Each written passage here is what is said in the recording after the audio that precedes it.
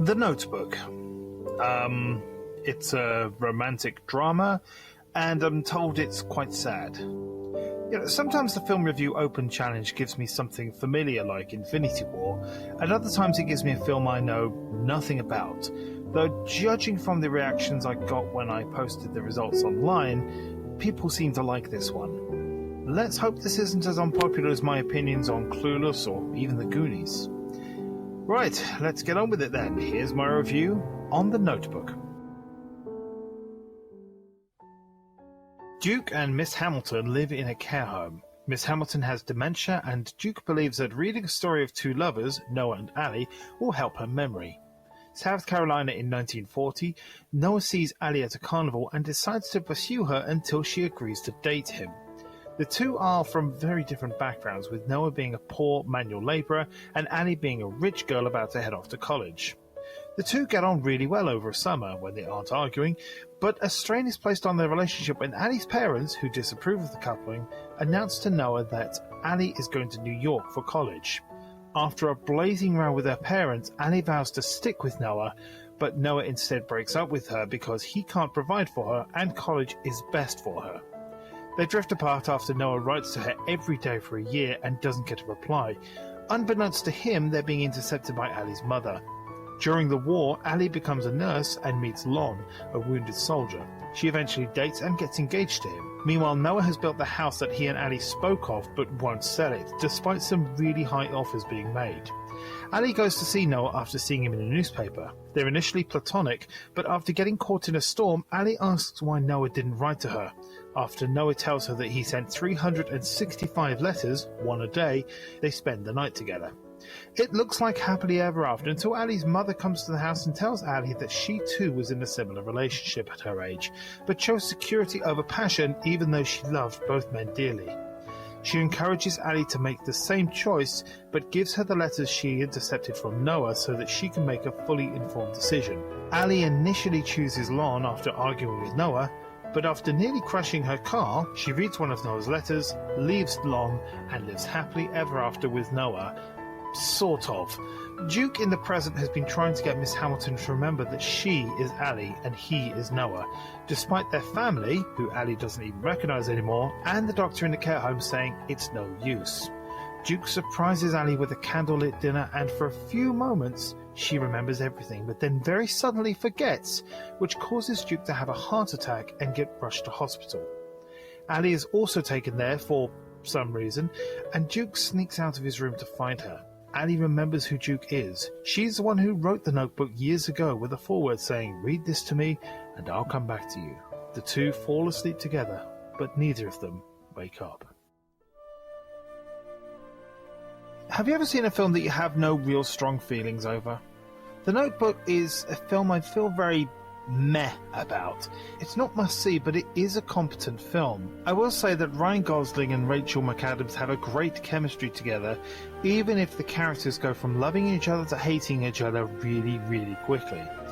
I spoke about Rachel McAdams when I reviewed Mean Girls, but the more I see of her, the more I appreciate what a great actress she is.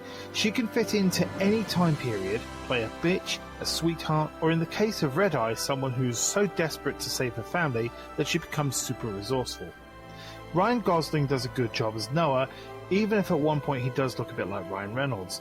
But honestly, I prefer James Garner as Old Noah or Duke, even if I don't fully get the logic of his motivation.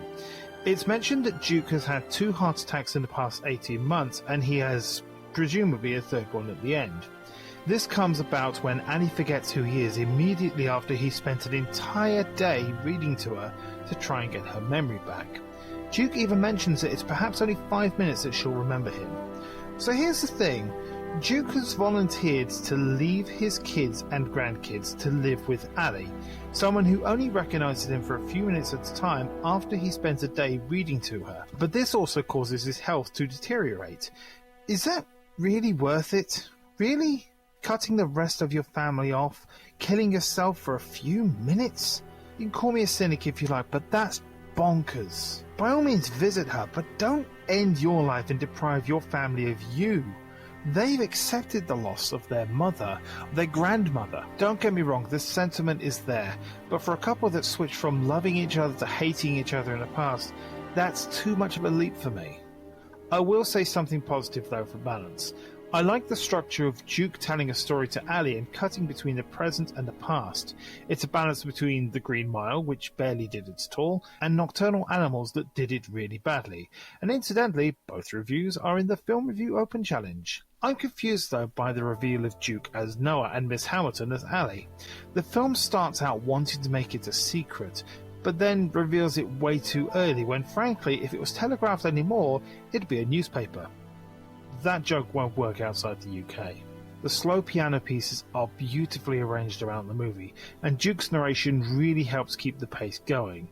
But I don't like the ending at all. It's overly Hollywood and romanticizes a horrible disease in dementia. I've seen dementia firsthand, and I hate how it's portrayed here. So after Duke finds Ali in a hospital, to which her health has deteriorated somehow in an unexplained way, she remembers him without any kind of prompting. They fall asleep and die together. No, I don't accept that at all. To glamorize and romanticize such an illness points to it as just forgetfulness, and plot convenient forgetfulness at that. You don't see this with cancer, do you? Oh. Okay. Wait, this has a genre? Terminal romance? What the f-